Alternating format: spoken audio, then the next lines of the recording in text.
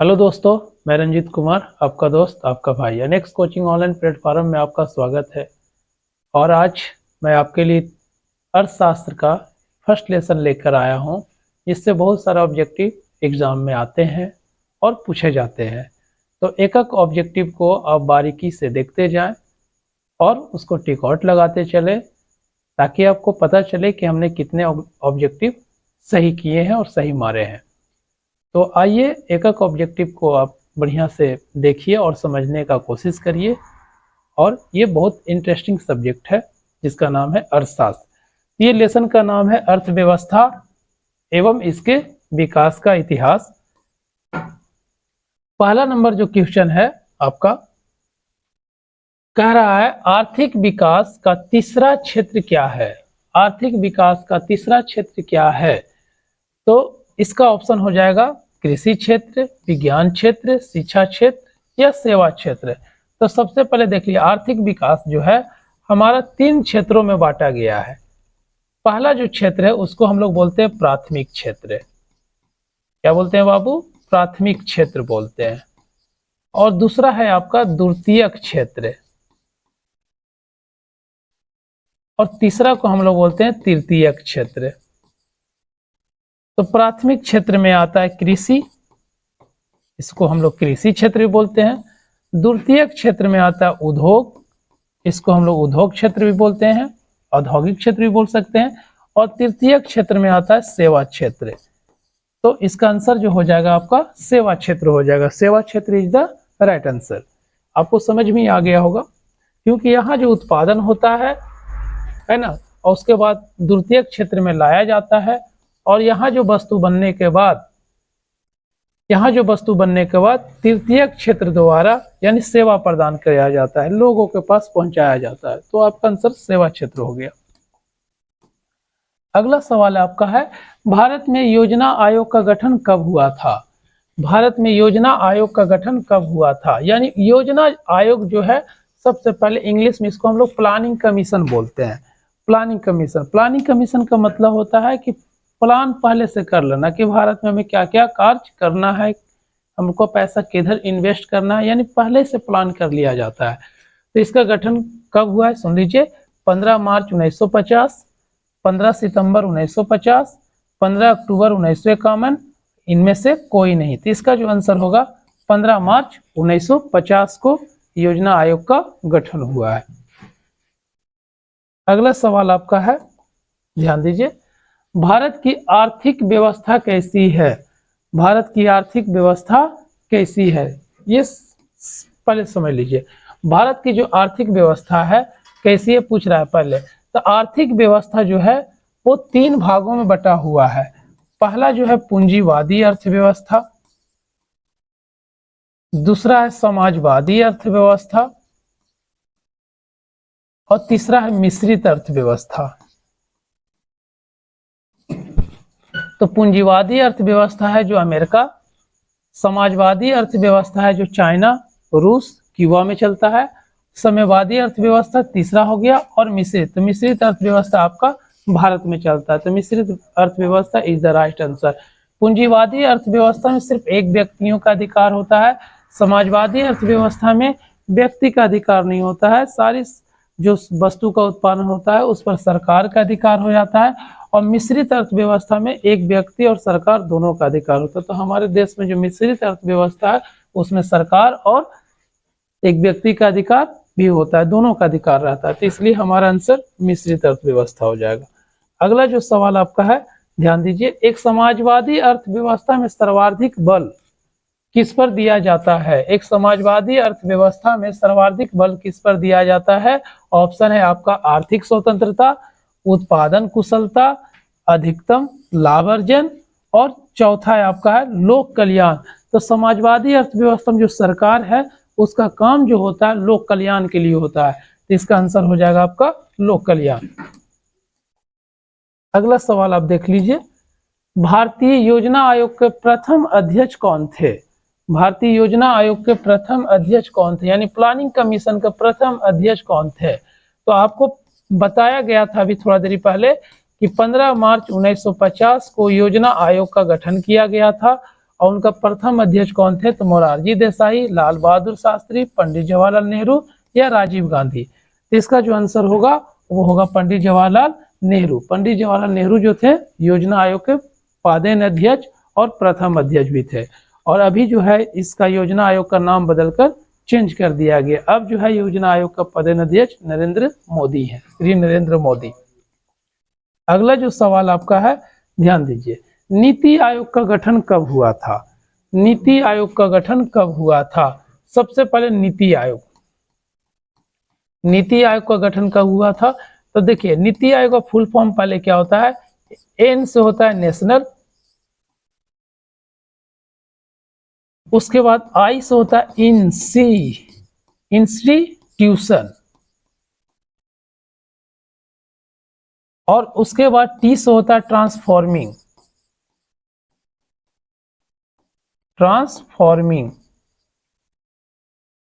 उसके बाद 4 आई से होता है इंडिया। इसका कहने का मतलब हुआ राष्ट्रीय भारतीय परिवर्तन संस्थान, राष्ट्रीय भारतीय परिवर्तन संस्थान। तो इसका जो गठन किया गया था, यानी योजना आयोग को बदलकर नीति आयोग कर दिया गया। इसकी गठन हुआ है कब? जनवरी 2015 में, जनवरी 2016 में, फरवरी 2017 में, फरवरी 2018 में।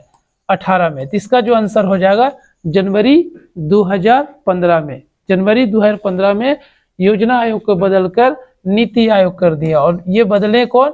तो नरेंद्र मोदी, यानी नरेंद्र मोदी जी इसको बदल दिए। इसका आंसर हो जाएगा आपका क, यानी क इज द राइट आंसर।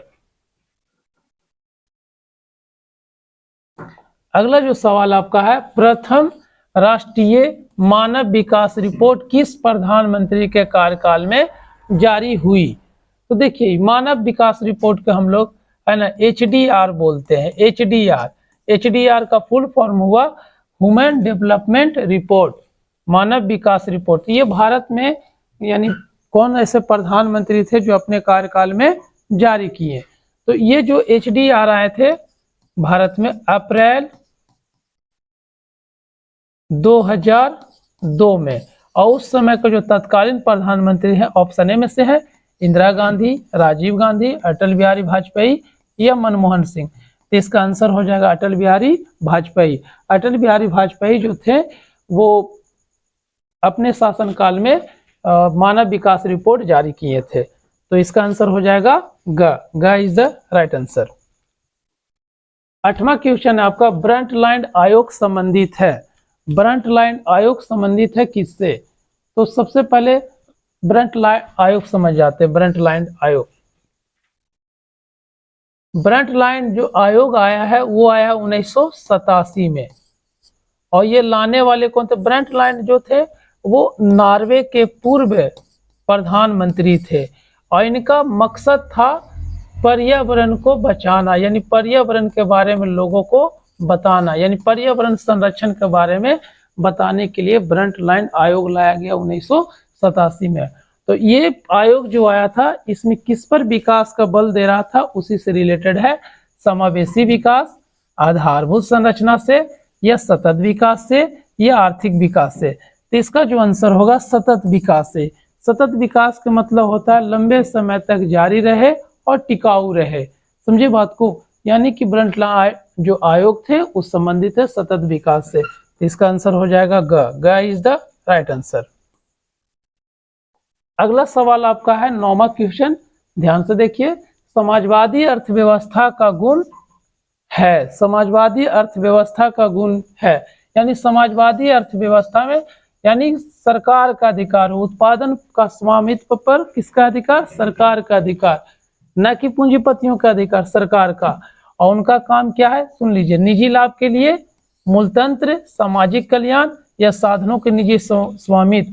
तो समाजवादी अर्थव्यवस्था में हमेशा जो कार्य होता है वो सामाजिक कल्याण के लिए होता है। तो इसका राइट आंसर हो जाएगा आपका ग, सामाजिक कल्याण के लिए। अगला जो सवाल आपका है, 2011 के जनगणना के अनुसार भारत की आबादी कितनी थी? 2011 की जनगणना के अनुसार भारत की आबादी कितनी थी? तो कहने का मतलब है ना कि भारत में जनगणना का जो शुरुआत हुआ है वो हुआ है 1872 में। बस एक थोड़े से क्षेत्रों का गिनती किया गया था, लेकिन संपूर्ण जनगणना का शुरुआत हुआ है 1881 में। तो अभी जो 2011 के अनुसार भारत की जनसंख्या कितनी है, प्रत्येक 10 वर्ष के बाद यानी 10 वर्ष में 10 साल पर जनगणना किया जाता है भारत की। तो अभी 2011 के अनुसार कितनी जनसंख्या है, तो 90 करोड़, 121 करोड़, 140 करोड़ या 150 करोड़। तो इसका जो आंसर हो जाएगा 121 करोड़।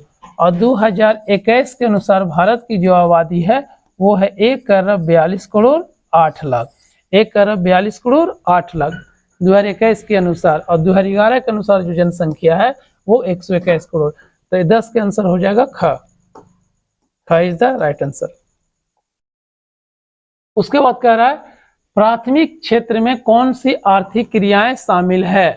प्राथमिक क्षेत्र में कौन सी आर्थिक क्रियाएं शामिल है, कृषि, खनन, पशुपालन या इनमें से सभी।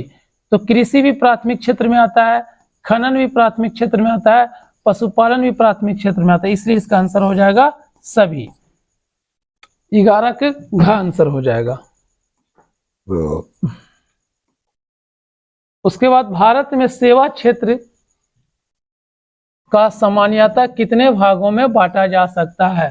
भारत में सेवा क्षेत्र को कितने भागों में बांटा जा सकता है, यानी सेवा क्षेत्र कहने का मतलब है कि कितने भागों। तो सेवा क्षेत्र को हम लोग 2 भागों में पढ़ते हैं, है ना। एक होता है सरकारी, जिस पर सरकार का अधिकार हो, और एक होता है गैर सरकारी, जिस पर सरकार का अधिकार हो बट सरकार को वो सिर्फ क्या दे सकता है, टैक्स दे सकता है, और ये सरकार का पूरा मेन रूप से होता है। तो सरकारी और गैर सरकारी, जैसे हमारे देश में देखिएगा एक सरकारी स्कूल भी है, एक प्राइवेट स्कूल। तो सरकारी स्कूल पर सिर्फ सरकार का अधिकार है, और गैर सरकारी स्कूल जो प्राइवेट स्कूल है उस पर सिर्फ एक व्यक्ति का अधिकार है, बट वो क्या करता है, सरकार को टैक्स वगैरह देता है। तो इसका आंसर हो जाएगा आपका 2 इज द राइट आंसर 12 का। अगला सवाल आपका है निम्न में से कौन सा देश में मिश्रित अर्थव्यवस्था है। निम्न में से कौन सा देश में मिश्रित अर्थव्यवस्था। मिश्रित अर्थव्यवस्था में सरकार का भी अधिकार और एक व्यक्ति का भी अधिकार, समझे बात को, दोनों का अधिकार होता है, यानी दोनों का अधिकार, सरकार का और व्यक्ति दोनों का अधिकार, इसलिए उसको हम क्या कहेंगे, मिश्रित अर्थव्यवस्था कहेंगे। तो अमेरिका में है जो पूंजीवादी है, यहाँ सिर्फ एक व्यक्ति का अधिकार है, और चीन में है जो समाजवादी है, इसमें सिर्फ सरकार का अधिकार न कि एक व्यक्ति का अधिकार है, और ये दोनों जो है वो कहाँ है, भारत में। तो इसलिए इसका आंसर ग हो जाएगा, भारत में मिश्रित अर्थव्यवस्था है। अगला जो सवाल आपका है किस क्षेत्र को द्वितीयक क्षेत्र कहा जाता है। किस क्षेत्र को द्वितीयक क्षेत्र कहा जाता है। तो देखिए सेवा को हम लोग तृतीयक क्षेत्र बोलते हैं, सेवा को हम लोग तृतीयक क्षेत्र कहते हैं। कृषि को हम लोग प्राथमिक क्षेत्र कहते हैं, और उद्योग को हम लोग द्वितीयक क्षेत्र कहते हैं। तो 14 का आंसर ख हो जाएगा, 14 का आंसर आपका ख हो जाएगा, 14 का आंसर ख। उसके बाद कह रहा है बीमारू राज नहीं है। तो सबसे पहले देखिए बीमारू राज यानी कहने का मतलब बीमारू, इस तरह से इसका होता है। तो 20 से हो गया बिहार, एम से हो गया मध्य प्रदेश,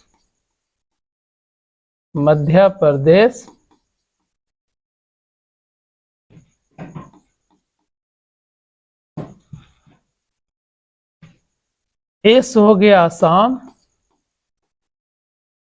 आर से हो गया राजस्थान,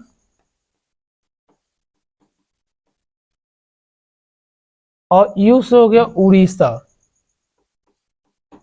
ऐसे इसको हम लोग ओडिशा पढ़ते हैं, ओडिशा। तो इसका जो आंसर हो गया आपका, देखिए इसमें सब दिया हुआ है, बिहार, मध्य प्रदेश, असम, राजस्थान, उड़ीसा। तो इसमें कौन छट जाएगा, Karnataka. Karnataka is the right answer. Bihar भी बीमारू राज है, मध्य प्रदेश भी बीमारू राज है, और उड़ीसा भी बीमारू राज है ना। तो उड़ीसा उड़ीसा होता है। तो आपका आंसर हो जाएगा Karnataka. Karnataka is the right answer. फिर कह रहा है देश में कितने विशेष आर्थिक क्षेत्र विकसित है। देश में कितने विशेष आर्थिक क्षेत्र विकसित है जहां से वस्तुओं को आदान प्रदान किया जाता है, यानी ये आर्थिक क्षेत्र है, यहीं से दूसरे देश में वस्तुओं को भेजा जाता है, दूसरे देश से वस्तु यहाँ पर उतरता है और यहीं पर ट्रांसपोर्टिंग मतलब नाव के द्वारा या फिर गाड़ी घोड़ा के द्वारा वहां से भेजा जाता है ना। या फिर आज जितने भी व्यापार उपार और देखते हैं समुद्र मार्ग से ज्यादा हो रहा है, महासागर मार्ग से ज्यादा हो रहा है। तो ये सारे क्षेत्र है जो समुद्र तक पहुंचाने का, या फिर कभी कभी समुद्र तटीय राज्य भी, समुद्र तटीय क्षेत्रों में भी आर्थिक क्षेत्र को विकास कर दिया गया है। तो आर्थिक क्षेत्र का जो विकास है वो 7 है, यानी यहाँ पर आंसर हो जाएगा 7। लेकिन कौन कौन है, कहाँ पर है, वो मैं आज बता देता हूँ आपको। सबसे पहले देखिए यहाँ कांडला। कांडला में आर्थिक विकास क्षेत्र है जो कहाँ पड़ता है, गुजरात में पड़ता है। दूसरा है आपका है Santa cruise. Santa cruise, cruise ये कहाँ पड़ता है, महाराष्ट्र में पड़ता है। उसके बाद है चेन्नई। चेन्नई कहाँ पड़ता है, तमिलनाडु में पड़ता है। उसके बाद है नोएडा। नोएडा कहाँ पड़ता है, गुजरात में पड़ता है। उसके बाद है कोचीन। कोचीन कहाँ पड़ता है, केरल में पड़ता है। उसके बाद है विशाखापट्टनम। विशाखापट्टनम ये कहाँ पड़ता है, आंध्र प्रदेश में पड़ता है। और लास्ट है फाल्टा। फाल्टा कहाँ पड़ता है, पश्चिम बंगाल में। ये 7 आर्थिक क्षेत्र है जहां से देखिए ये तटीय समुद्र तटीय है, ये भी समुद्र तटीय, ये भी समुद्र तटीय है, ये भी समुद्र तटीय, ये भी है और ये भी। थोड़ा सा नोएडा है जो समुद्र तटीय नहीं है। तो यहाँ पर गाड़ी घोड़ा से समुद्र तटीय तक पहुंचाया जाता। तो आपका आंसर हो जाएगा 7। 7 आपका ये है। ये ज्यादातर आते रहता है कि कांडला किस राज्य में पड़ता है, इसको भी आप याद कर लीजिएगा। तो ये 7 आपका याद हो गया होगा कि विशेष आर्थिक क्षेत्र हमारे कितने 7 कहाँ कहाँ है, लिख दिए हैं। आगे बढ़ते हैं। अगला जो सवाल है आपका,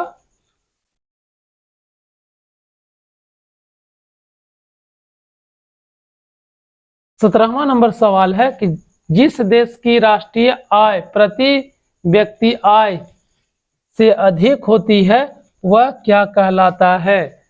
यानी कहने का मतलब है ना कि जिस देश की राष्ट्रीय आय प्रति व्यक्ति आय अधिक होती है वह देश क्या कहलाता है। तो इसका आंसर हो जाएगा विकसित।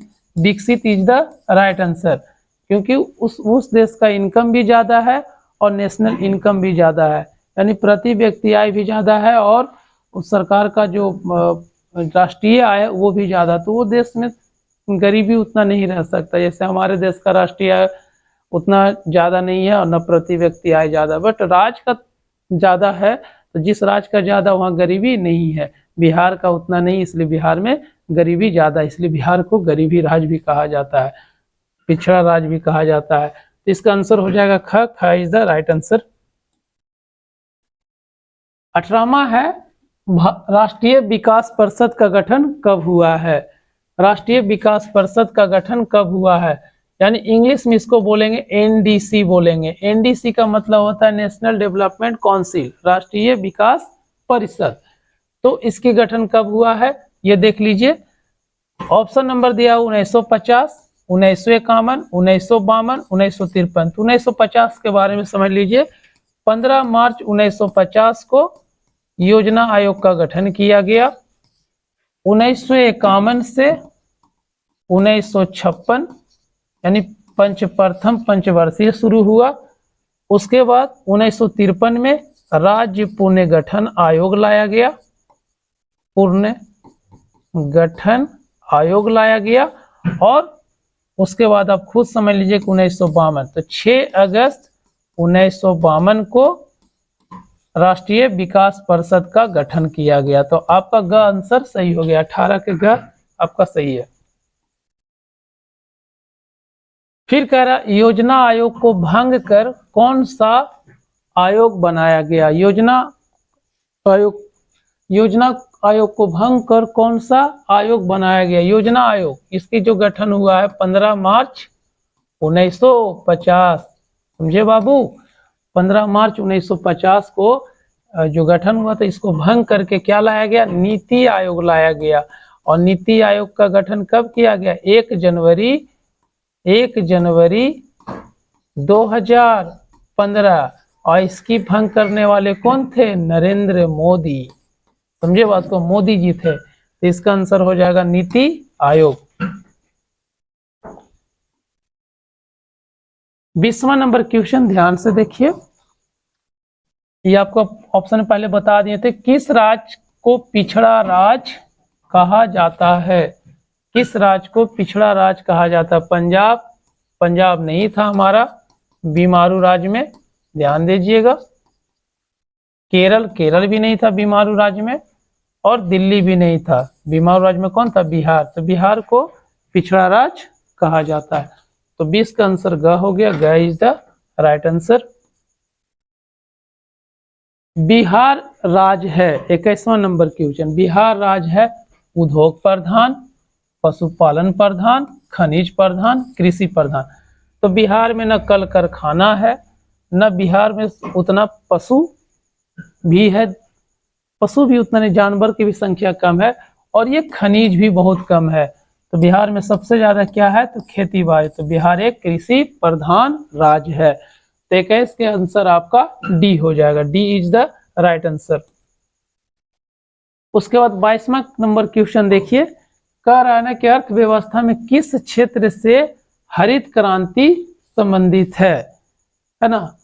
अर्थव्यवस्था में किस क्षेत्र से हरित क्रांति संबंधित है। तो ऑप्शन दिया हुआ प्राथमिक क्षेत्र, द्वितीयक क्षेत्र, खनिज प्रधान या कृषि प्रधान। तो कहने का मतलब है ना कि हरित क्रांति का जो शुरुआत हुआ है, वो शुरुआत हुआ 1966 से 67 में, यानी हरित क्रांति आया।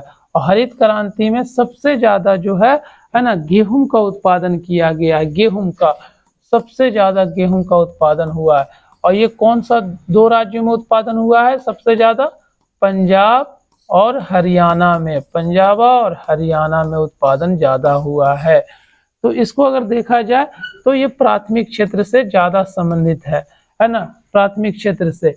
लेकिन अगर यहाँ पर दिया हुआ कृषि प्रधान, यानी कृषि प्रधान तो राज ना होगा, प्राथमिक क्षेत्र से ज्यादा संबंधित, इसलिए इसका आंसर हो जाएगा प्राथमिक क्षेत्र, 22 का आंसर। उसके बाद 23वां नंबर क्वेश्चन कह रहा है, 11वीं पंचवर्षीय योजना की अवधि क्या है।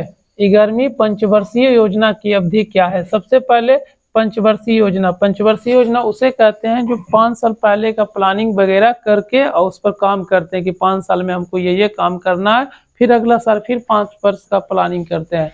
तो इसकी शुरुआत जो प्रथम पंचवर्षीय जो योजना की शुरुआत हुआ था वो 1951 से 1956, ये प्रथम हो गया। दूसरा शुरुआत हुआ था 1956 से 1961, तीसरा शुरुआत हुआ था 1961 से 1966, और बीच में कुछ अवकाश योजना भी चला था 3 सालों के लिए, क्योंकि 1962 में युद्ध हो जाता है, फिर सटले 1965 में युद्ध हो जाता है, फिर सटले 1966 में भारत में बहुत ज्यादा अकाल आ जाता है। तो कुछ पंचवर्षीय योजना 3 साल का अवकाश योजना चला था, फिर उसमें 1969 से चला 74 तक। तो इस तरह से चलते चला। और उसके बाद 11वीं पूछ रहा है तो 2006 से 11, 2008 से 2013, 2009 से 2014 और 2007 से 2012। तो इसका आंसर हो जाएगा 2007 से 12, ये हो गया 11वीं। अगर आपसे 12वीं पूछेगा तो इसमें आप इस तरह से जोड़ सकते हैं कि 12 से 2017। आपका 23 तक ही क्वेश्चन था, और हो सकता है कि आपको बहुत सारा ऑब्जेक्टिव बना भी होगा। और कमेंट बॉक्स में हमें बताइएगा कि कितने ऑब्जेक्टिव आपका सही हुआ है, और लाइक और सब्सक्राइब कर दीजिएगा वीडियो अगर अच्छा लगा होगा तो, और बेल आइकन को दबा दीजिएगा ताकि आपको नए वीडियो आपके पास पहुंच जाए। और देखने के लिए बहुत बहुत धन्यवाद।